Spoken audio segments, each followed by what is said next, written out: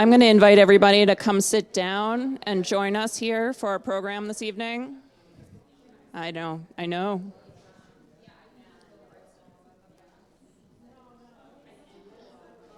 Checking mic.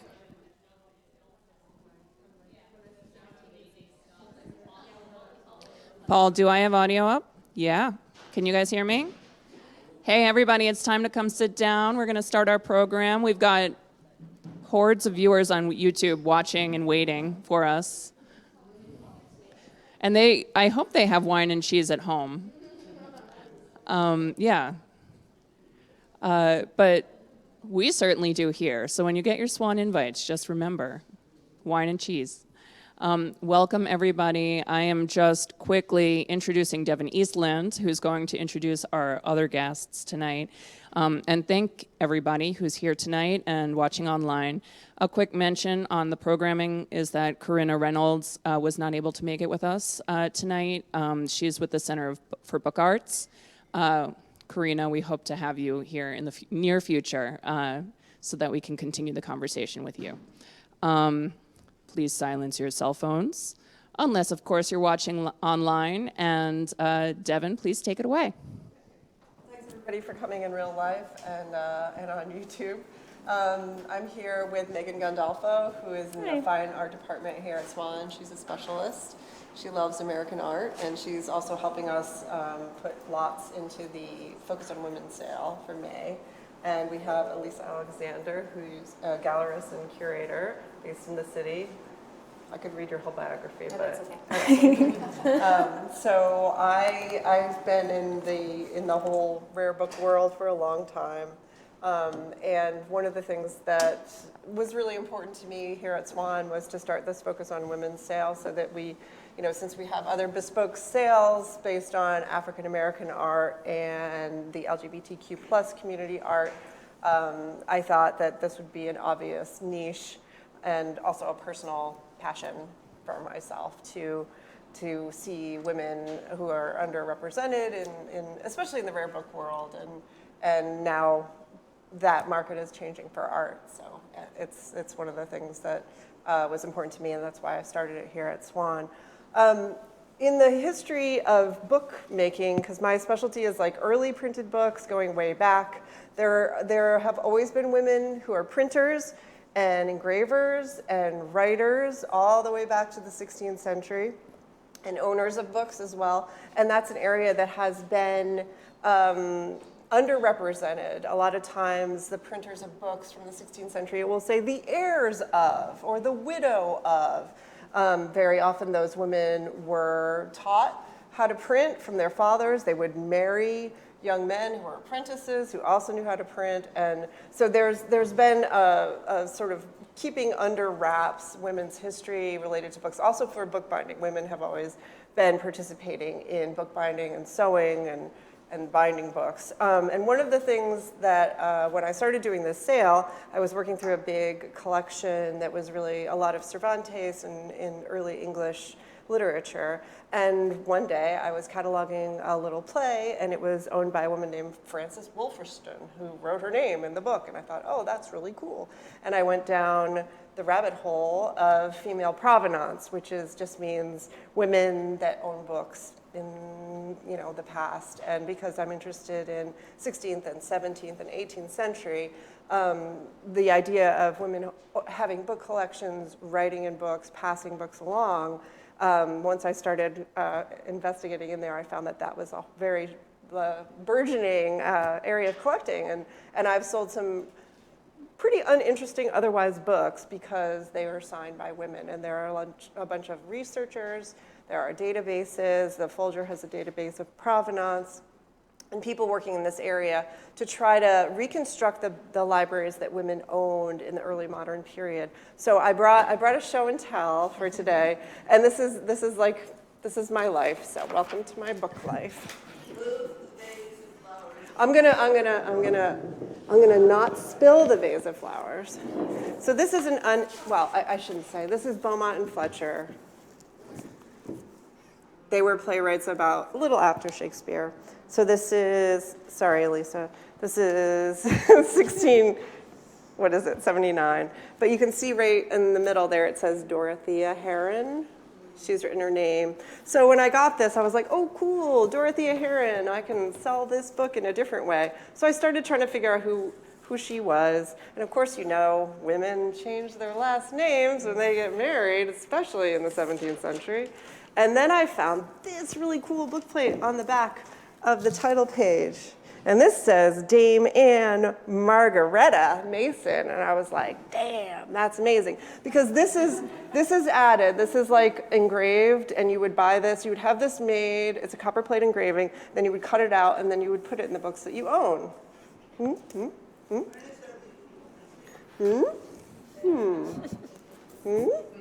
All right. So now I have these two ladies, and they both own the book, and that's cool. But I don't know what the connection is. So then through the genealogy and looking things up, I realized that these two women are sisters. So they're not even, and because they have different last names, because they both married different people, obviously, as you do. So, but to link those two, and then that gives us a little piece of information that we know this woman had this book. She was rich enough to be able to have a bookplate made, and somewhere it went from one sister to another. And again, that gives us an understanding of the way that women were collecting books, had their own books, because of course, owning things was a problem even in the 16th and 17th century. Most things were owned by men. All things were owned by men. So I think that that's a fascinating thing. And although a lot of the libraries of these women have been dispersed because libraries get sold, they get broken up, hundreds of years go by,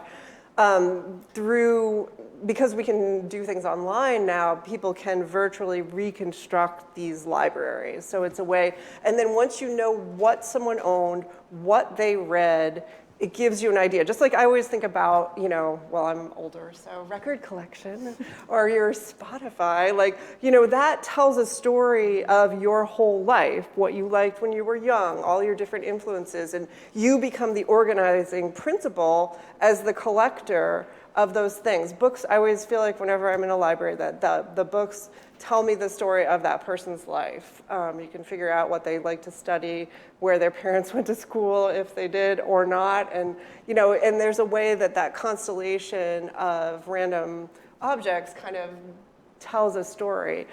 In the past, people thought that women just read religious books and books about, household stuff. And it's just a lot more complicated than that. And I think the women passing books to each other is another fascinating thing. It's really interesting if they write notes in the margins. I mean, then you're like a whole other level. Because, just because somebody owned a book doesn't mean they were like, this book is great. I believe everything in it. A lot of times it's like, what the hell is that? We want to know that. That gives us a whole other level of understanding of the way people. So for me, focusing on the female provenance is like, it's like been lying there this whole time, literally since the 17th century, and we just haven't acknowledged it, and we've dismissed this whole aspect of understanding early books and the way that readers use them. And I'm really glad that there are scholars and collectors. I mean, I have people who email me and say, where's the female provenance in this sale? Because that's what they are collecting for that reason, a book plate or any kind of a signature, yeah. So that's like one of the burgeoning areas of the market that I'm very, very happy to encourage in any way that I can. So, do you want to go? Yeah, sure. What Devon said kind of reminds me about how women artists of the past use networking to support each other and find ways to make their way as an artist and keep making art and even thriving as a professional. So what comes to mind for me is the Mary Cassatt, Louisine Havemeyer partnership. In 1915, they brought a lot of artwork by Degas and Cassatt from Paris to New York to sell at Nobler galleries, all in the broad benefit to the suffrage movement. So they raised money in that way. Another partnership was Juliana Force and Audrey McMahon partnering with women artists during the WPA So they recruited women artists, and not only that, but they gave them equal pay in the WPA, which was huge because no one was doing that. No one wanted to do that. And I think Eleanor Roosevelt had a lot to do with that during that time. That makes sense. Yeah, champion of women's rights. And also a lot of female collectives, kind of networking and finding ways to reach other women who are outside the collective, bring them in. We see a lot of that during the Women's Lib movement. You get collectives like Women House, founded by Judy Chicago and Miriam Shapiro. We have a Miriam Shapiro fan right there. That's our show and tell for that. And that, like the collectives really were a way for women to be heard and to take up space. Out of that, you have the groups like Guerrilla Girls, but at the other side, you also have someone like in the past, like Helen Frankenthaler, reaching out to interviewers saying that don't judge my art on the basis of gender, judge it as an artist, just period, artist. So there's two types of kind of views for that, which is really interesting. And Rosa Bonheur, who was interviewed during the 19th century, said that she was proud to be a woman artist. So there's just different, just like there's no broad women's art style, each artist is individual in how they kind of navigated how being heard. I think it's interesting because especially the artists in the 70s, you know, a lot of those women felt very strongly that they didn't want to be painted with, you know, they didn't want to be their art to be judged based on. Yeah, and they didn't, there was a whole movement about how painting was patriarchal because the paintbrush is phallic, so you have all of these new technologies. You have video art, you have these big collages. A lot of the pioneering video artists were women, which you don't really think about because you think about these circuit boards and kind of that's how like STEM is more male-based, but you have these women like Dara Birnbaum who really were at the forefront of video art, which was really cool too. Yeah. Thanks, Megan. Do you want to go? And I guess from my perspective, I'm sort of standing in the wake of people who are in support to artists and who are through either collectorship, curatorial work, or institutional work, really fostering the careers of women artists. And I guess through my perspective also, as like a Black curator, Black female curator, thinking about the people who have shaped like entire generations of artists. I mean, like Selma Golden is like a monument in the New York City space, and thinking about her early work at studio and like continuing on that for years and really cultivating the careers of a lot of people, and collectors like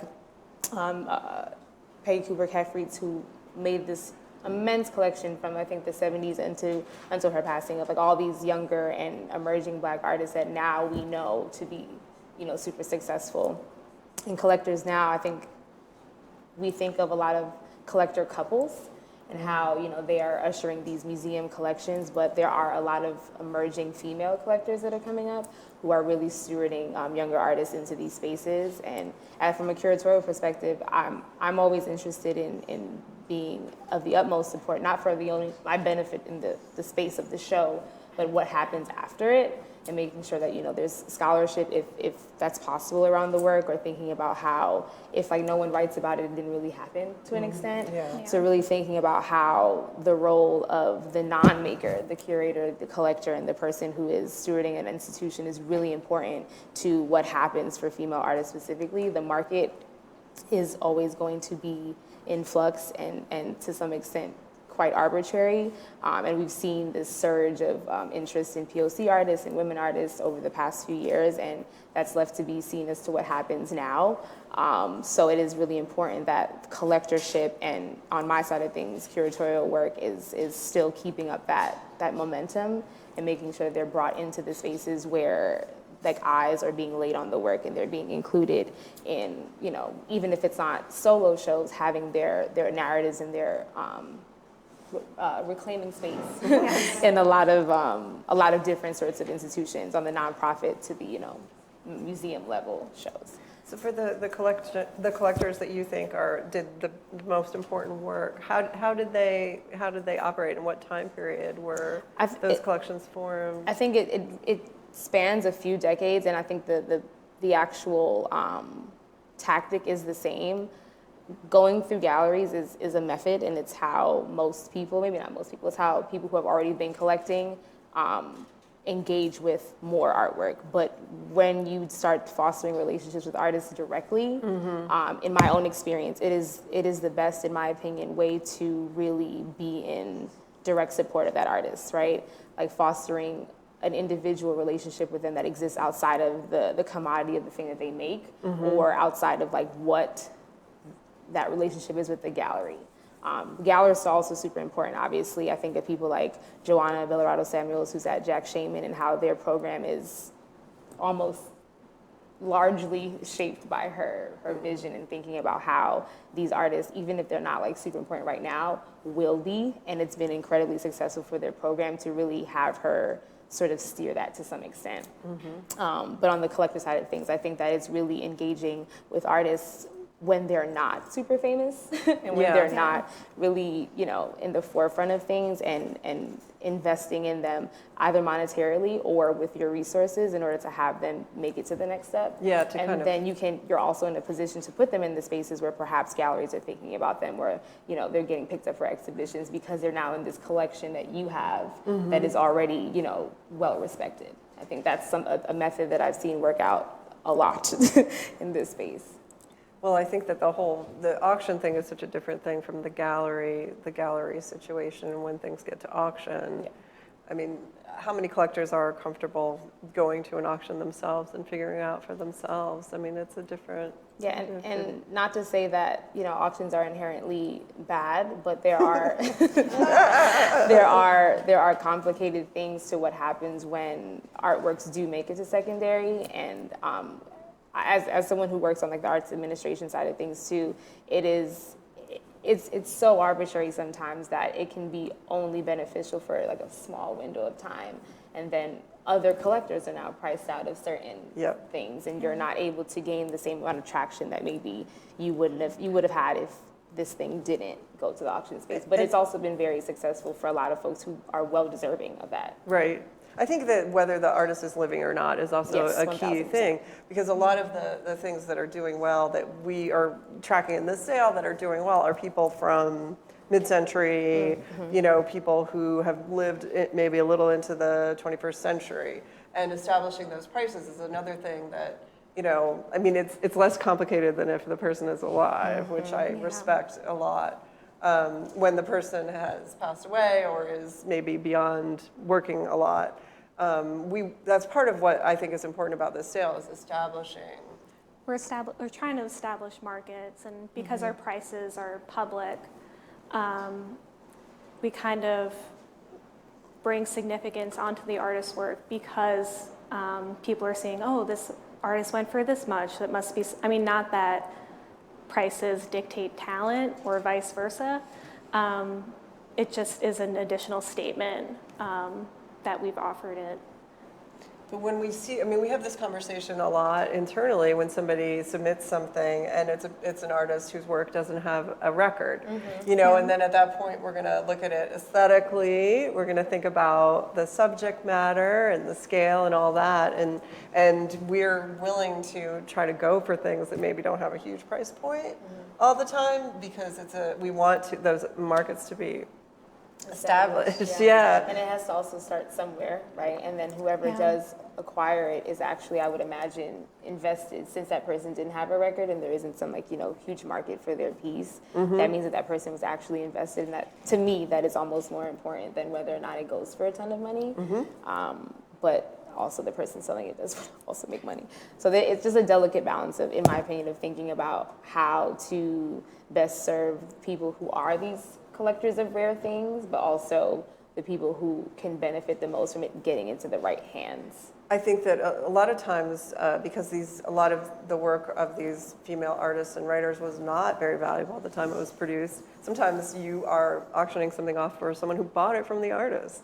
And they just knew them and thought it was cool and amazing. And I feel like they deserve to get rewarded because they put some money in the artist's pocket at the time. Maybe it was the 60s. They play the long game. Yeah, and I also, we obviously are, not mercenary. We care about art, and we don't, it's also the story hanging together is really important too. Yeah, we like to put things, when we catalog, we try to put things in context and add why we should care about this particular artist, what they were working on during that time, what kind of adversarial issues did they conquer to get this artwork out, which I think is really important when you're dealing with lesser known artists. I think that's something that you guys do incredibly is like that really nerdy scholarship. Like it's really, for me that's really important because when I see artists who either don't have that record or I can see that their record is starting to pick up simply because of how they identify. Seeing the explanation of outside of that, this is why this particular piece is important or this is the context that it exists in, I think is again, that's how it hopefully gets into the right, and when I say the right hands, I mean people who are going to donate it to a museum, have, other things written about it, things like that, not just collecting it for personal, gain, but really utilizing it as a tool for education and inspiring something, hopefully, which is not, I don't think, the case a lot with at least contemporary collectorship. But the scholarship that you all are doing in creating those lot records is really important. Contextualizing is everything, and I think that especially for people who have been underrepresented, it's keeping in mind the context it's always a huge story. I love cataloging for the sale for that reason because I always learn something about someone who I didn't know anything about, and that's just such a. Today somebody submitted the first lesbian autobiography ever published in 1930, and it's called The Stone Wall, which I did not know. I think that might be why the bar is named Stonewall. And I looked it up in the auction record, and there are no copies and she wrote it under a pseudonym. It came out in 1930, so I'm like, that's the kind of thing. I'm like, yes, of course, and I'll throw a number on it because that's a big part of my job. But it's more about putting it out there so that the world can tell me. Yeah. There's a 19th century American, very late 19th century, Black writer who wrote this romance novel that's super, super rare, and it's set in England. It has nothing to do with her own experiences in life, but it's super rare, and somebody finally figured out through looking through newspapers what her racial identity was, and I got one, and I was like, I don't know, $2,000, and it sold really well. It sold for more.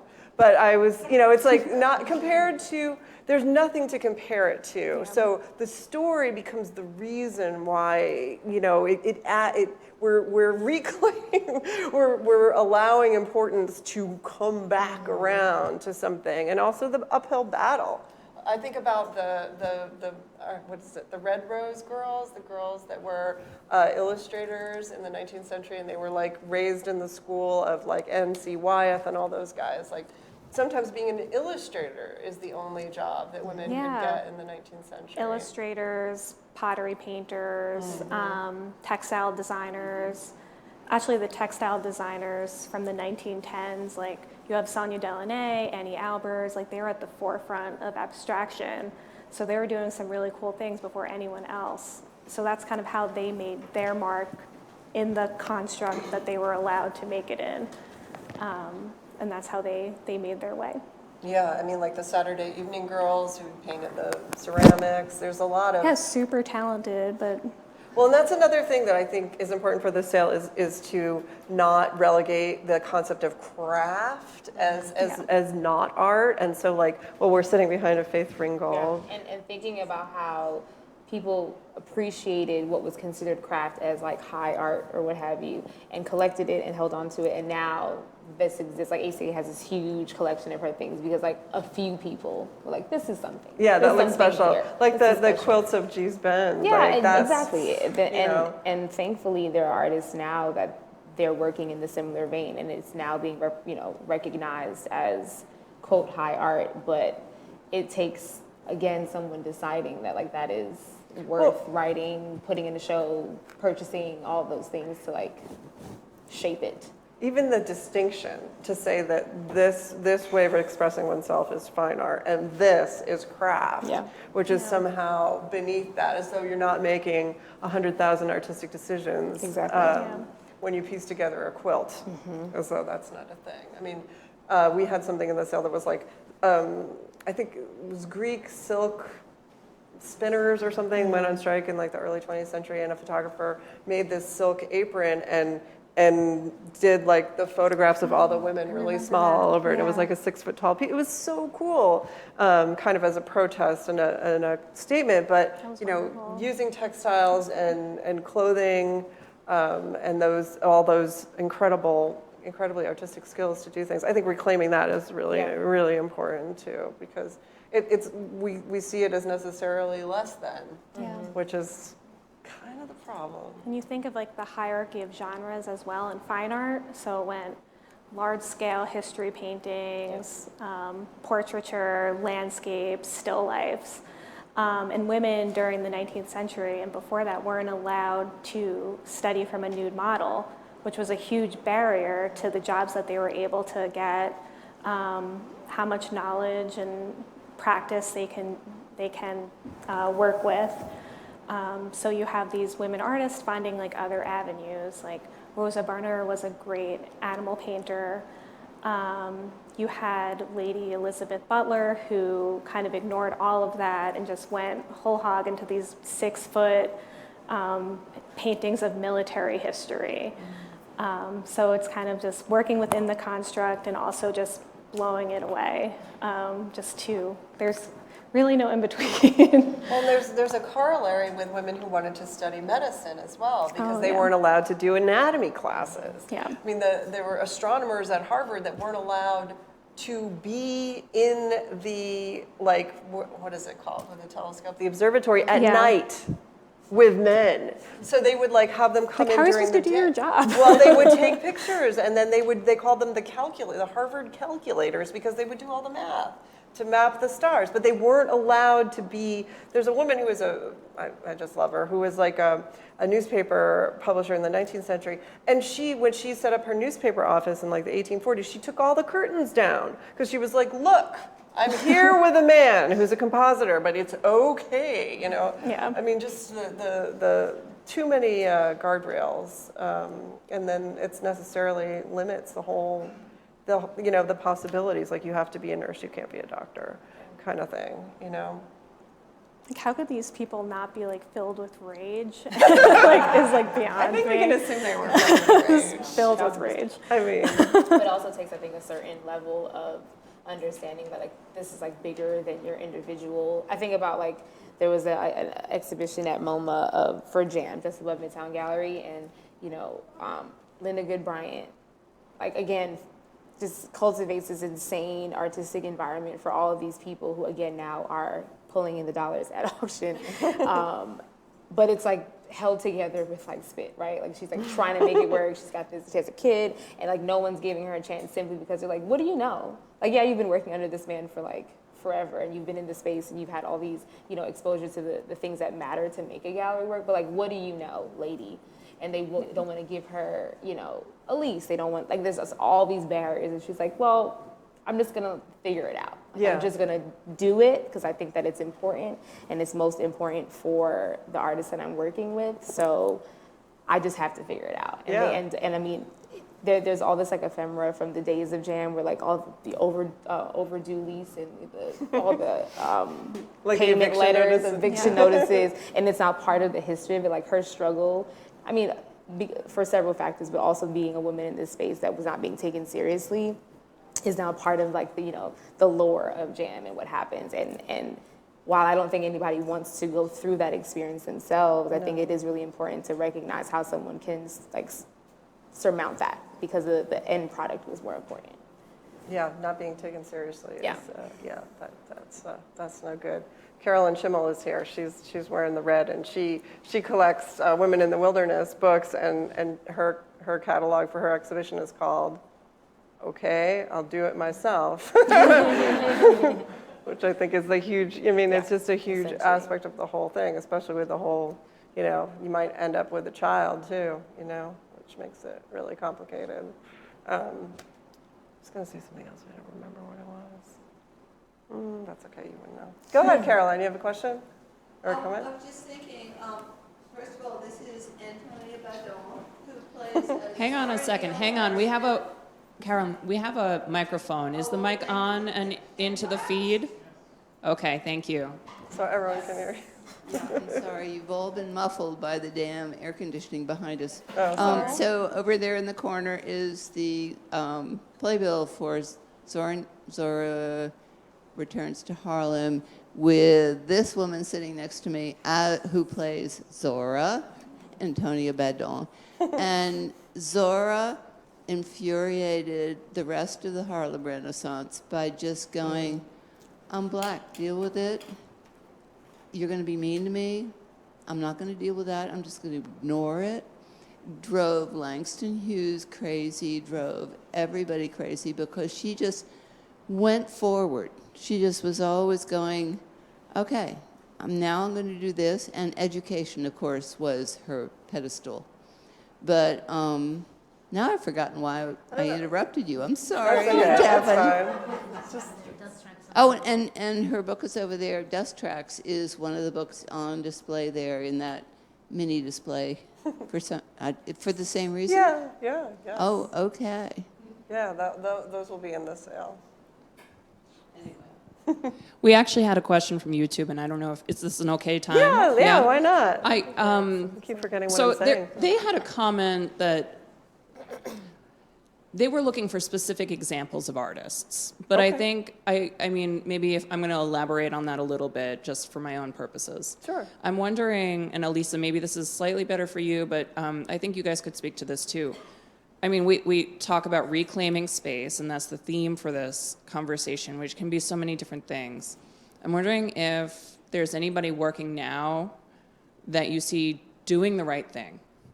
In terms of an artist? In terms of artists, in terms of collectors, or in terms of institutions, galleries, anyone working in the space you work in that folks out there should be looking to as a model for reclaiming space or reclaiming I think some there's a huge trend, and I think part of, in terms of institutional buying, and I think part of it is that a lot of the people in the positions of librarian and curator are women themselves, and thanks to Guerrilla Girls pointing out that you have to be naked to get into the museum if you're a woman, people are looking at their collections and they're going, that's part of the reason that early printed book buyers and institutions are interested in this instead of more Cicero and Caesar and Catullus and all the other things that have been the stagnant mainstay forever. So I think that and like the Smithsonian has a women's museum. We have the incredible museums of the Smithsonian and the Schomburg Center, and there's just I feel like it's an overall trend. Don't you feel like there's a lot of museums and? Yeah, that's like a whole museum devoted to women. That's literally reclaiming a physical space, where you could just go and see all of them. Or even having specific like the Sackler Center at the Brooklyn Museum dedicated to feminist art. I think that it's difficult to point to the museum though as the place that's going to do it right, because they're very much at the whim of lots of other people that are not the head chief curator or not the curator of feminist art. And there are things within a museum space that make it so that they can't always do the right thing, right? So I wouldn't point to a museum in that space. I would point to collectorship. Like Joy Simmons comes to mind, maybe not specifically for collecting female artists or women identifying artists, but I think that it really is in the space of curatorial and collectorship over like an executive director of a museum because their hands will be tied and they will not, they cannot just decide. No, the board and all those they things. have funding for such. Yeah, their that's so acquisitions earmarked. committee. It's like there are too many layers to collectorship within the museum environment to always get it right, especially at the changing tides of things. Having said that, I think there are great curators in this space. I think of like an Ashley James. I think of Naomi Beckwith. I think of oh God, I'm losing her name at the book museum. But there are a number of women identifying curators in museums across the nation, I think, that are forward-thinking enough to still work around the complications within the space of doing that. Yeah. Even if the museum is not able to acquire the work, which is a really good step, I think that there are still shows and exhibitions that can occur that make people think broadly about what art by women looks like. Or how maybe that's not even really necessarily an important like indicator within an exhibition space. I mean, I curate shows that are centered around those types of themes, but I'm independent, right? So I'm coming with like this huge agenda all the time. If I worked in a museum setting, that'd be very different. So that's another thing. Independent curators are really integral to telling the stories that are not able to be told all the time in larger institutions that have a lot more at stake. And the call comes from, I mean, it has to come from those higher sectors, and the money has to be there. Exactly. I mean, a lot of times, like professors in the rare book world, a professor who's interested in something specific can go to an accessions, rare book 1000%. librarian and say, we need to, we need to collect in this direction. Can we get funds, to buy this specific thing? Because I feel like we do see a lot of participation from institutions here at Swann. And it can be competitive. Like sometimes what they're interested in is hard to get. And it's, as an auctioneer, I always see who's got the bids. So I'm like, come on. But it's nice whenever, when you see, I always feel good when I see that because I know that something is happening, as you say, like, because it has to come from like donors and board members and funds. And so if it's happening on the institutional level, then it's really actually happening, Right, which is exactly. like amazing. Yeah. On my way to our next question asker. Can I get the mic back up if it's not? I think I don't even need it. No, we have viewers on. Oh, okay. Yeah, you're So, simple maybe question. Why is the title of this reclaiming rather than claiming? Well, because we deserved it the whole time. I mean, I feel like women have been claiming space all the time, but it's. I mean, I guess you could argue the semantics. We're claiming it, but it's should always have been. I mean, that's my opinion. Yeah. Yeah, I think it's like a constant reclamation, not like it hasn't been. I've not been able to claim it wholeheartedly. I think that that's the problem is that I've been claiming my space in the space of like the rare book world since I was 22 years old, and I've been consistently treated like I couldn't possibly know what I was talking about, and so I have consistently claimed it with great veracity for many decades, and yet people will scan the room for a man very often, and it's just. You get the emails, dear gentleman. It's like, Dear gentlemen, emailing we get me. that. We get that. Oh, I've just dealt with the brothers. I haven't dealt with you. Oh, okay. I own this business, so okay, cool. Or, when I was a dealer. I mean, it's interesting. It's really sucks to feel invisible or to be judged as inferior based on body that we have or whatever. I mean, it's just like not cool. So I think it's a reclamation. That's interesting. I've just registered that when I moved out of like the commercial gallery space and into like a curatorial practice that's not centered on selling anything, because I don't do that. I don't claim money from a show by the sales because it makes me very uncomfortable because of the experience in that commercial space where everything was contingent upon money. That is probably the only time that I've ever felt, well, not the only time, but the time professionally that I've felt invisible or not taken seriously is that they're looking for, like I remember being told to wear like a skirt suit to work at an art fair. I was like, I don't own one of those, so I don't really know. I'm just gonna wear pants, and hopefully it's fine. But it's because like I had to be like a lady in the booth, right? Like because that was my role as the director's assistant. Had I been, I mean, I guess they were telling the directors to wear skirts too, but that's besides the point. I don't feel like in the spaces that I'm in now, wherein I am being asked to do a thing, showing up and doing it, that I have received the same sort of treatment. I think that money is a huge factor in terms of the transactional nature of an interaction. Because once money was removed from the equation, I don't really have those Fascinating. hang-ups anymore. That's so interesting. I'm yelling all the time through email at my job. And people just have to listen because, I mean, I will say that folks have been like, who is this very small woman talking to me? But eventually they just have to move past it. There is no one else to go to. It's just me. Yeah. So there's too that. bad. But I think the thing is the money, like the dealing with having to trust this person to sell you a thing or to be an expert on a thing. I think that it really impacts people's ability. And this doesn't just come from men. I think it comes from both men and women, that someone in a position of like knowledge looks a certain way in a certain space. And I think that's, because like in the art fair space specifically, I remember being like no one else from my job is in the booth, but someone's just gonna bypass me looking for someone with the answer. And I'm like, hey, surprise. It's Surprise! me. I'm the one. So I've been told that I don't negotiate prices with women. As a dealer, put some man on the phone, please, because I don't negotiate. Yeah. Well, they were completely nixed from the list. Oh, I see you. And then maybe we'll do one more from the internets. Okay. You mentioned a 17th century publication with provenance, women. Oh, yeah. It's the and- database of ownership. Yeah, that I was thing. curious It's about that. it's plre.folger.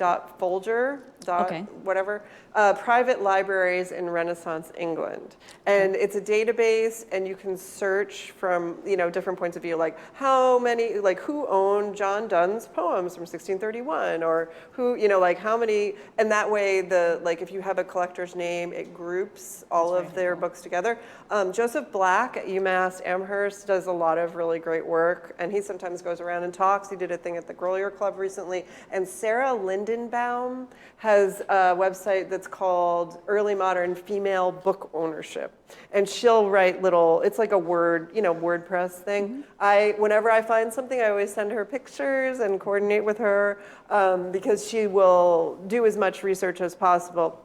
When it's somebody called Mary Smith, you're kind of screwed because, you want someone named an exotic sounding odd name, and then you can and if you have a maiden name and a married name, is the maiden name in there yes, as well? That's why that's been a huge stumbling block. Yes, to triangulate is what I always say. Sometimes if you have a place, and a relative and a male name, because we had that with Mary Chemist. Sarah actually wrote a guest blog essay some years ago because I had this book owned by this woman, but she said, I got this from my uncle, Charles. And I'm like, haha, and that way, using genealogy websites and stuff, great. seeing Yeah. who got married, when the book is really from, and fascinating work. it's so fun. It's Yeah. so fun. But Dive. sometimes it's just not, you just don't have enough to hang anything on. But sometimes, I guess, in some ways, with the names changing, it can be useful. But the Folger is the that's private libraries in Renaissance England. You can also email me. Thank you. I have one additional question. Yes. Are you also looking at all, I do a lot with natural history art, and women were inherently involved in that genre very early on. Are those types of works going to be included alongside, in future sales, I mean, alongside we more do modern like works? 19th century stuff and printed books. So I think I've been wanting to get Susan Fenimore Cooper's Rural Hours, which is supposed to be better than Walden, and she wrote it first. And there are definitely, like, are you thinking about something like specific? 17th century, like and early 18th century, like a Maria Marian. Oh yeah, I would totally want one of those. Like or there are also like or Priscilla Bury or some of these other women that were working so early on, like independently. I mean, artists. I love natural history anyways, and I've even sold things that are like pressed flowers, like really good pressed flower albums. People would like go, on the Grand Tour or go to the Holy Land, and they'd pick all their flowers and be like, I got these in Sweden, and I got these in Greece, and they would make these incredible, sometimes kind of poor albums. There's like I also like things like the friendship books, if they're interesting or beautifully done, where they do like locks of hair, and they do these. Some people are grossed out by hair, but like elaborate, like woven and braided little things, and be like, this is from my friend Adeline, and she wrote this little.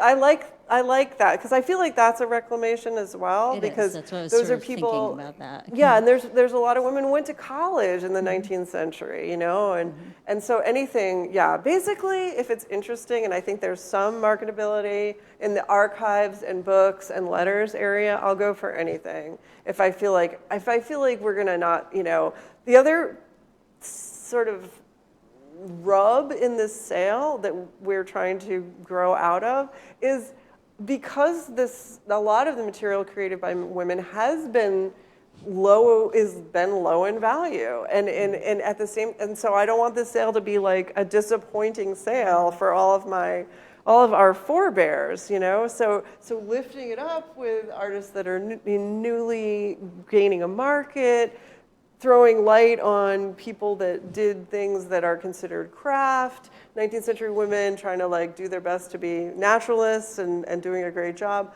All of that is an important part of building this and making this, like a juggernaut. That's my real plan.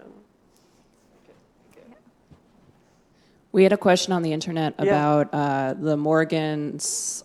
Morgan? Yeah, the Morgans exhibition on Belle de la Costa Green. Yes, yeah. Exactly. Yeah, so Belle de la Costa Green was a curator at the Morgan and she was a librarian, and she bought tons of books. There's a great show up at the Morgan if you are in the New York City or can come to it or can go online.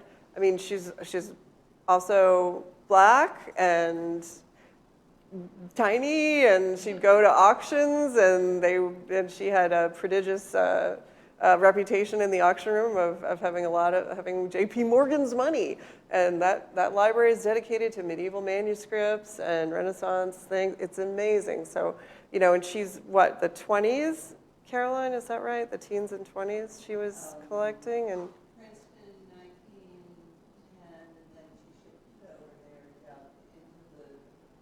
until she died. yeah. And also the same it can be said for Folger's wife, that the Folger Shakespeare Library.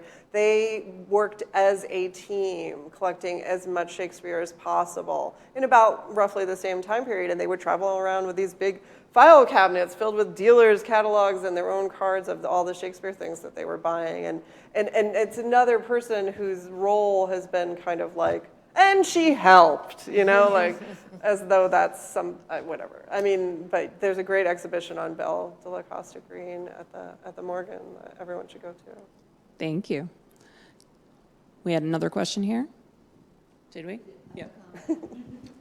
FYI, everybody who's on YouTube, Devon's sweater was made by her on the train coming down from Hudson to Swann Gallery, and maybe she'll start doing commissions one of these days. If I love you, It's I will make glorious. A Fair Isle sweater. Yay, you. Thanks, you. Caroline.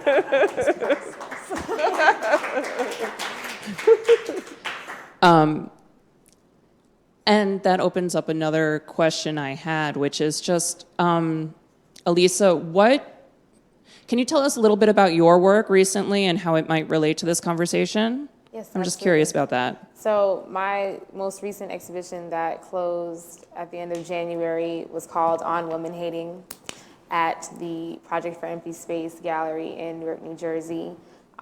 Essentially, I started thinking about or just got like fixated on the fact that like all these issues of reproductive rights, body autonomy are like directly linked to climate change and all of the things that are affecting the planet, and that there's extensive like research about why those things happened and the need for control and taming of what was deemed wild, right?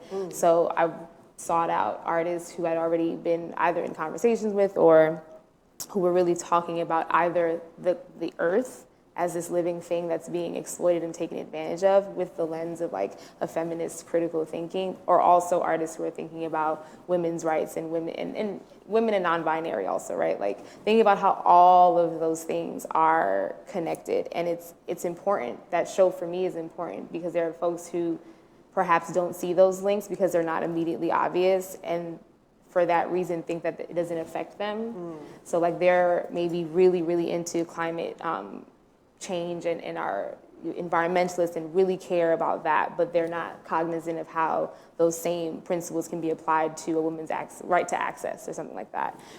So for me, like that exhibition, I'd been thinking about it for a super long time about how do I kind of visualize these two things that are super prescient, and also I see it kind of playing out on the internet or in personal conversations where folks really don't see how those two things are directly correlated to each other. And I was really proud of that exhibition. It was up for a really long time too. And it's just really beautiful to see that sort of distilled through an artistic practice, because it's not necessarily one-to-one. Like there were works that engaged with the environment, but there were also pieces that really spoke to like mythological femmes and thinking about religion and how there's just all of this culture of women hating. The impetus for the exhibition title comes from Andrea Dworkin's book, a specific part of the book where she goes in. It's sort of like a poem where she's like, there was a witch and her name was like Bathsheba and Isis, and like it's naming all of these mythological, religious, and cultural icons that were all hated simply because they were wild and women. That's all, right? Like that's the beginning and end of it. So we were able to formulate this really beautiful library moment too. A lot of feminist texts, a lot of texts about those correlations between the environment and women's studies. And yeah, that was sort of, I want to say maybe some of those works I'd been thinking about for like 5 years. Like I took them away, like how will I use this work to save this thing? And it came together really beautifully in that there were a lot of artists that had works that they hadn't been able to show because they're so large and like they take up all this space. And the new exhibition space that they opened last September, I mean, it's like gargantuan. So we were able to do like huge installation pieces that were really like all encompassing and enveloping a video piece that spoke to like the myth of the River Mama in Caribbean culture, which is also like Mami Wata, which also ties to like sirens. It's like, sort of there's evil mermaid who wants to steal your money. But it's again, she's just like too free and too untamed. It's such a natural link between women's bodies and the idea of, 1000%. fecundity and the earth. Exactly. And yeah, it just seems like a beautiful. And what can you tell me personally about the Project for Empty Space? Because I'd like to know more about sure. it. So Project Empty Space is a nonprofit out of Newark. They have artist residencies. I am currently in the last few months of my fellowship with them as their inaugural Futures Feminist curator.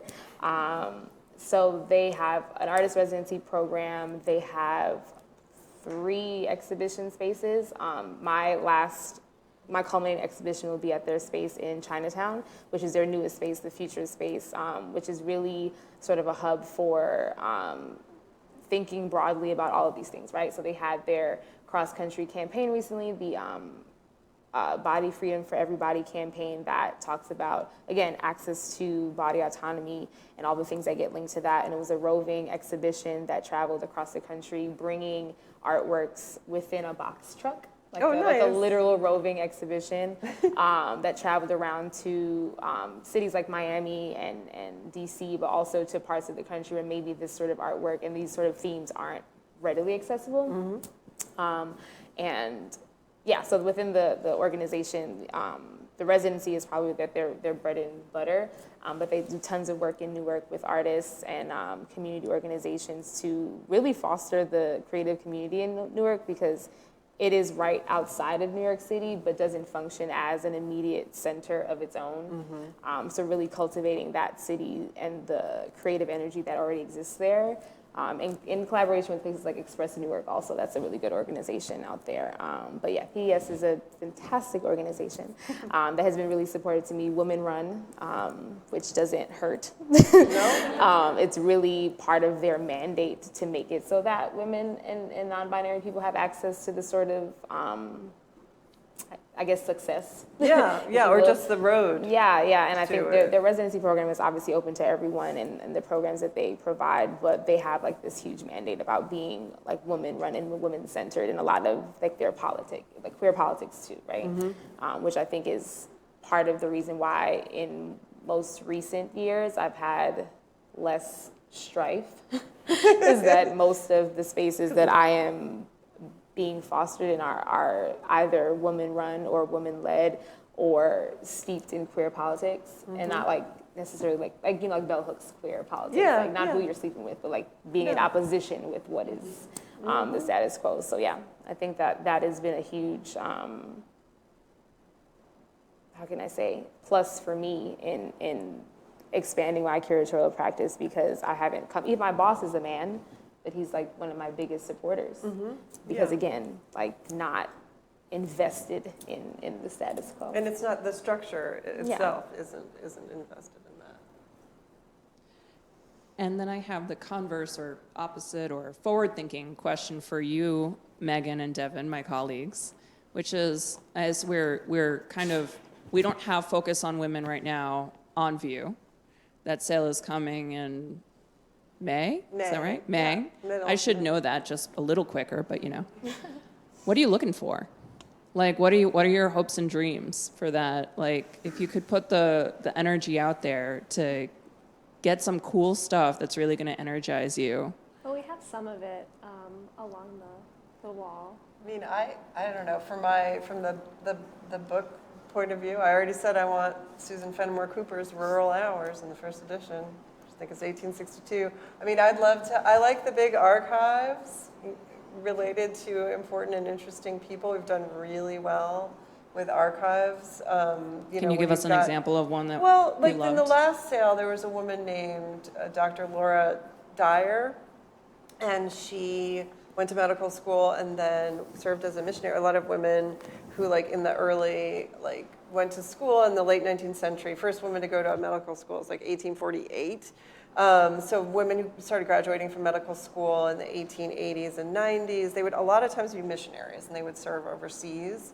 They seem like they're really queer a lot of times because they have these women that are with them constantly, you know, and they have, you know, these very, like, I mean, how else can you get yourself out of the system of like getting married and all those expectations? It's like, I'm going to go to medical school and then I'm going to go live in China for my entire life, you know?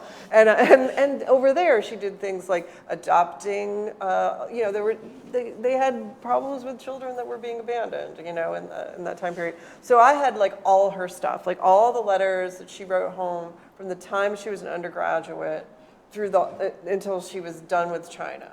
And it was boxes. It was a lot of it. But it was so interesting to tell, you know, because she, of course, was an intelligent person who had a lot of detailed information about what she was doing. She also learned, like, she's like, the first 2 years, I'm going to learn Chinese. So she totally learned Chinese as well, writing and speaking. You know, so those kinds of stories. I mean, we did some, who was the dancer? Catherine, Yes.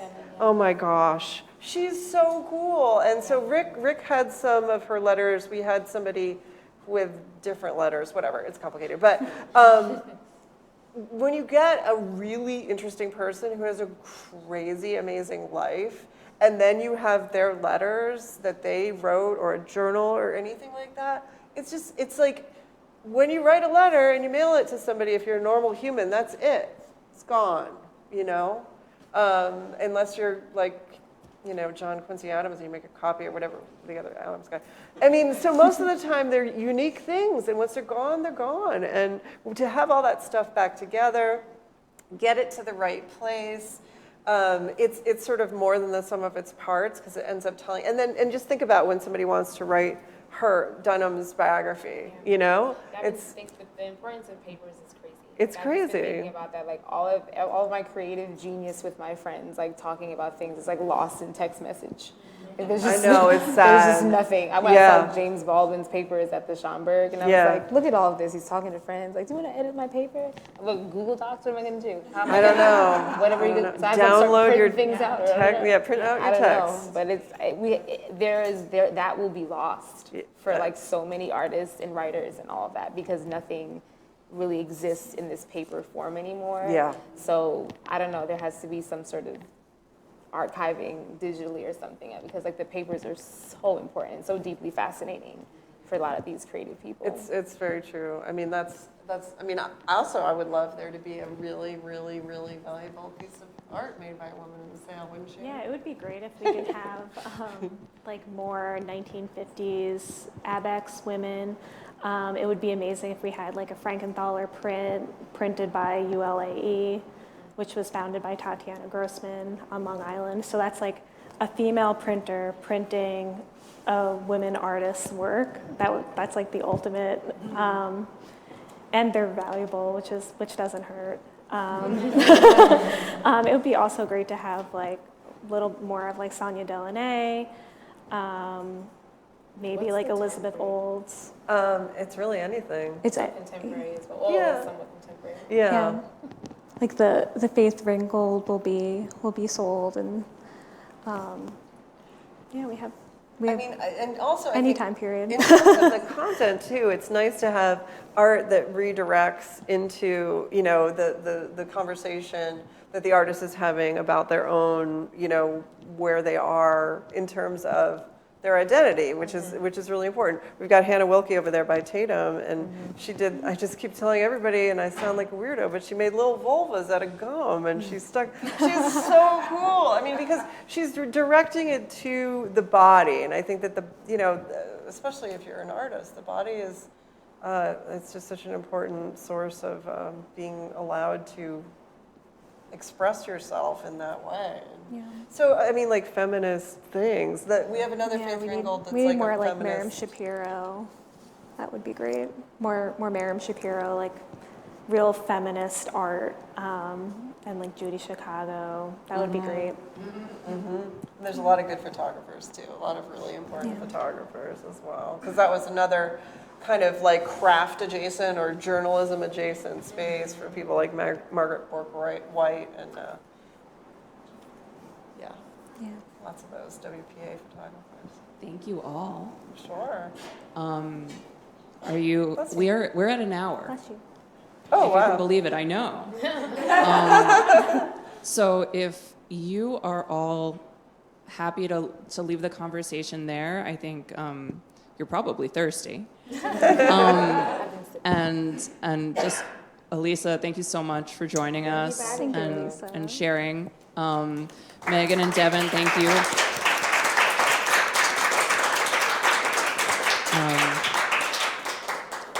And I think thank you to our viewers at home and in the room. And I think that's all we've got for you tonight. All right. Thank you. Thank you. Thanks, everybody.